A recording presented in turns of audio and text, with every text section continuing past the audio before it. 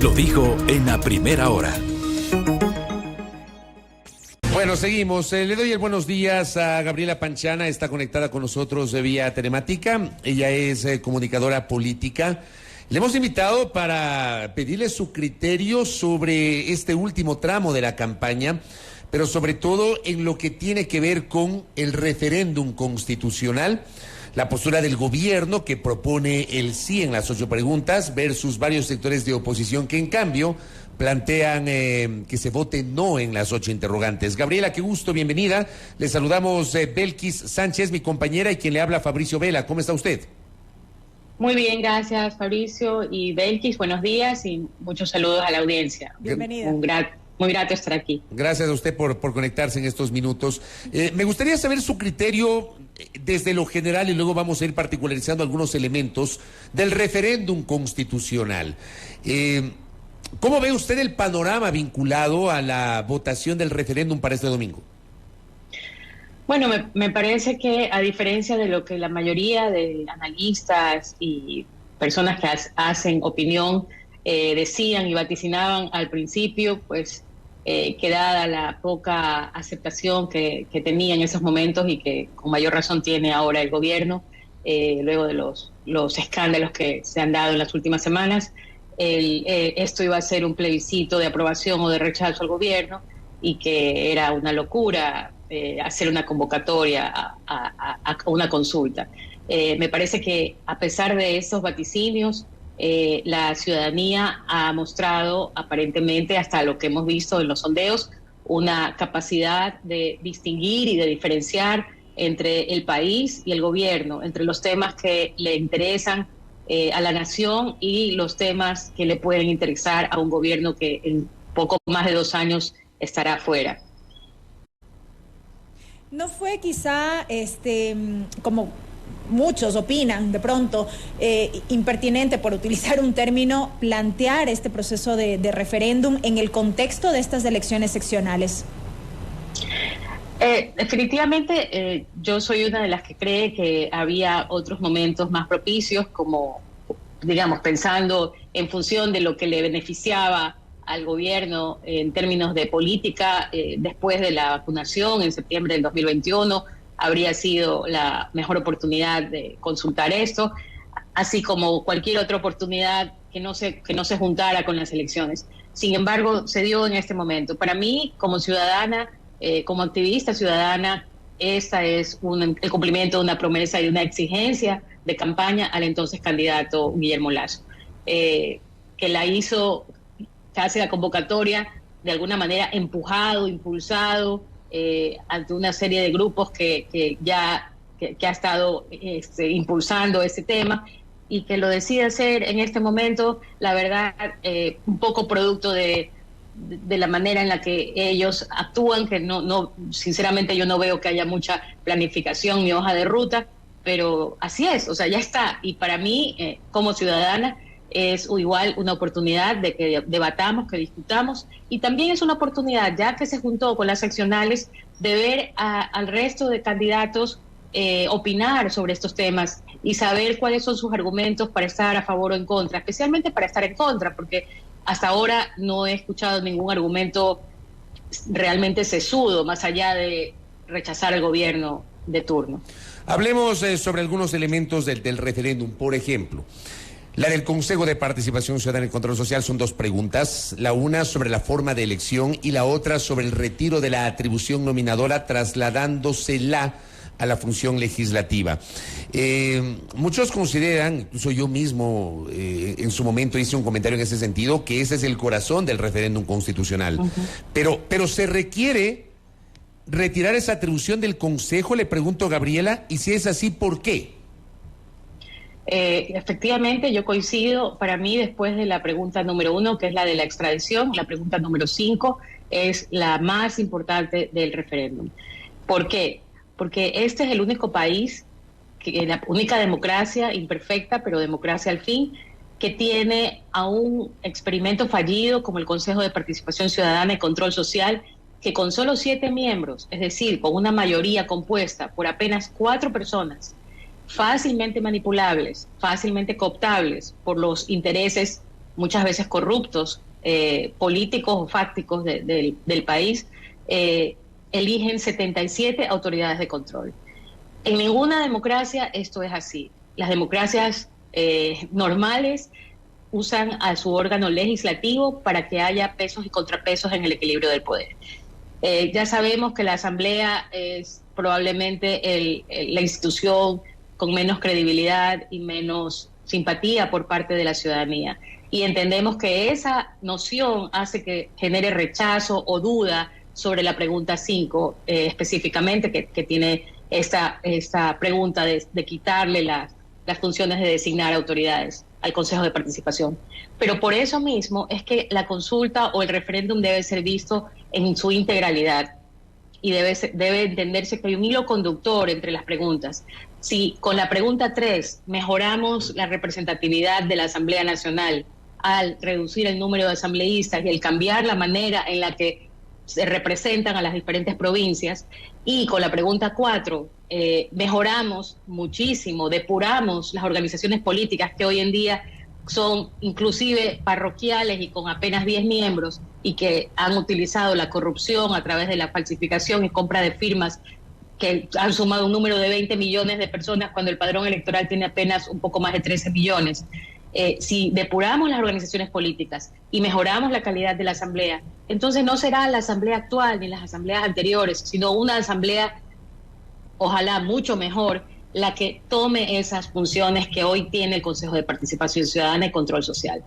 Es importante que sea transparente, que dejemos esta hipocresía de creer que esta organización es poco más compuesta por ángeles mal llamados ciudadanos, porque quienes van al Consejo de Participación hasta ahora han sido títeres de los políticos o de los politiqueros. Es preferible saber quiénes en el pleno de la Asamblea representan a qué fuerzas o qué tendencias de la política y quiénes están votando por quiénes, que sea de una manera transparente y pública y que sean muchas más personas a esto que solamente son 4 y que hemos visto lo que ha sucedido. Tenemos autoridades prorrogadas por más de 4 años, tampoco es que han mostrado eficiencia ni nada que se le parezca. Entonces, esa es la razón por la cual la pregunta 5 es esencial que la aprobemos mayoritariamente. Gabriela, desde su punto de vista y con esto que acaba de señalar, ¿se logra en efecto ese cometido con este referéndum? Lo que usted decía, leyéndolo en su integralidad, relacionándose una pregunta con otra, y más allá de eso, con estas preguntas superamos, por ejemplo, esa falta de calidad tan cuestionada en cuanto a la institucionalidad, no solo del Consejo de Participación, sino también de la Asamblea. Obviamente esto no es la panacea, no es la solución máxima que quisiéramos, porque son enmiendas. La Constitución tiene una serie de limitaciones para hacer cambios o reformas. La enmienda es la reforma más pequeña y es la única que se puede hacer a través de referéndum o consulta popular. Entonces, muchas personas que dicen no se están haciendo preguntas más profundas, no se están haciendo cambios más profundos, estoy de acuerdo, porque no se puede hacer cambios más profundos. Para hacer cambios más profundos se necesita ya sea reforma parcial, que implica ir a la Asamblea y regresar a las urnas, que es lo que va a pasar con la pregunta que originalmente era la 1, que era la de las Fuerzas Armadas, para que colaboren o cooperen con la Policía Nacional en el combate al crimen organizado. Y si quisiéramos ir más allá, hacer una reforma aún más profunda, tendríamos que acudir a una asamblea constituyente. Entonces, no creo que sean los cambios profundos ni los cambios totales que necesitamos, pero sí creo que es un paso. Y como he dicho últimamente, si tenemos que dar 100 pasos para llegar a tener la calidad de democracia y de instituciones que necesitamos, estos son 8. No son 100. Son 8, pero debemos darlos, porque para ir a cualquier lugar necesitamos empezar por el primer paso. Nada en la vida es instantáneo. Entonces, así es la democracia. La democracia es un poco lenta, pero eso nos protege de que a través de cambios radicales se cometan también errores radicales. Pero siendo que lo que se requiere son cambios profundos, en efecto. Por citar un ejemplo en lo que tiene que ver con el tema de seguridad, y si no se pueden hacer estas preguntas más profundas en el contexto de un referéndum, como bien señala, ¿por qué no entonces quizá ir a una constituyente, una nueva constituyente? Porque este no es el momento de hacer algo así. Estamos tenemos aún muchísimos problemas derivados de la pandemia, derivados de las crisis institucionales, políticas. Tenemos muchísimas cosas que ir resolviendo que son mucho más urgentes para la vida de la mayoría de las personas. Entonces, me parecería a mí irresponsable que un gobierno invite o convoque a hacer una asamblea constituyente cuando la mayoría de la gente, es la verdad, no se alimenta con la Constitución ni siquiera comprende la trascendencia de eso. Entonces, creo que estos pasos que comenzamos a dar a través de las enmiendas y a través de las decisiones que empiece a tomar el Ejecutivo y ojalá el Legislativo, vamos a ir mejorando las cosas. Correcto, Gabriela. Ahora, una de las dudas que muchos tenemos, me incluyo, y le traslado a usted porque me gustaría su comentario, del hecho de volver la atribución de designación de autoridades de control a la Asamblea Nacional. Digamos, en otros países es así, es el legislativo el que designa autoridades de control. Tal vez en otros países con otra lógica, con una institucionalidad más fuerte, con una democracia mucho más madura, con políticos mucho más serios. Es así, eso pasa en otros países. No ha sido la lógica del Ecuador. Pero digo, es inevitable recordar lo que también pasó en el Congreso Nacional en su momento. Yo siempre recuerdo este caso emblemático del 2003, cuando el Congreso nunca pudo ponerse de acuerdo en la designación del Contralor General del Estado. Y entre 2003 y 2007, durante 4 años, tuvimos un Contralor subrogante porque los políticos no lograron ponerse de acuerdo. Digo, si llegase a ganar el sí en las preguntas del Consejo de Participación Ciudadana y la atribución nominadora vuelve a la función legislativa, ¿quién garantiza de que ahora sí los políticos se van a poner de acuerdo? Y primero, van a elegir autoridades, y segundo, esas autoridades no van a responder al poder político de turno o a las mayorías políticas de turno. Tenga la bondad, Gabriela. Con mucho gusto. Bueno, para evitar ese bloqueo, la enmienda contempla que haya un máximo de 60 días en que el Pleno de la Asamblea tenga que elegir para designar de la terna o de la lista, que no la van a elegir ellos, que la va a elegir una comisión técnica que va a estar conformada dependiendo de para qué concurso, de diferentes maneras, pero en general por las 5 funciones del Estado y por 2 ciudadanos elegidos por sorteo y 2 académicos elegidos por parte del CES. Entonces, esa libertad de poner a cualquiera no la va a tener la Asamblea. Y luego, si no se ponen de acuerdo, en 60 días van los primeros de la lista. Entonces, no va a poder darse ese bloqueo que hubo en el pasado. Y, digamos, en contrapartida, leyendo los anexos, no se va a dar ese bloqueo que se dio en el pasado en la Asamblea, pero no se le está dando un poder omnímodo al presidente de la República respecto de los candidatos a los cargos o a las entidades de control, Gabriela. No, esa es otra falacia que se ha sostenido, pero solamente en el caso de la Procuraduría y en el caso de las superintendencias, el presidente de la República va a enviar ternas. En el resto de las autoridades, que son las más importantes porque son realmente las autoridades de control del Ejecutivo, como el Contralor, como la Fiscalía, como el Consejo Nacional de la Judicatura, como la Corte, como el Consejo Nacional Electoral, etcétera, va a ser a través de esa comisión técnica. Entonces, no es verdad que se va a generarle mucho más poder al presidente. Gabriela, ¿qué lectura merecería el escenario de que él no gane en el referéndum? Bueno, para mí, que él no gane en el referéndum sería como que la nación, que la ciudadanía está en un estado tal de derrotismo que se niega a aprovechar, aunque sea esta oportunidad de cambios no trascendentales, pero importantes. Entonces, sería una manera de autoestancarse, de que le decimos, por un lado, decimos no hay nada que hacer, y por otro lado le estamos mandando un mensaje al narcocrimen, al narcotráfico, a las bandas criminales, y les estamos diciendo no queremos que sean extraditados, no queremos que sean juzgados en otros países donde los jueces no sean tan fácilmente comprables. Estamos básicamente derrotándonos a nosotros mismos. ¿Trasladaríamos responsabilidad y culpas a la propia población? Responsabilidad siempre. Yo sostengo que la ciudadanía no solamente se ejerce cuando se va a las urnas, sino a lo largo del ejercicio del poder de quienes han ido, ya sea con nuestro voto o con el voto de las demás personas. Nuestra responsabilidad es ser vigilantes y ejercer el poder que tenemos como soberano entre todos.